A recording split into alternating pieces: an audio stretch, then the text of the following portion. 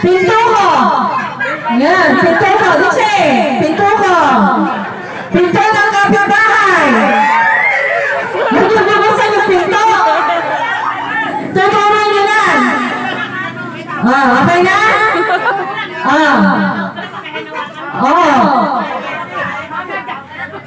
Dice, ito yung price. 100. Ganyan. Bintana ko. Ay, mali na agad. Mali na agad si Michelle. Bintana ko, bubong ko, pinto ko.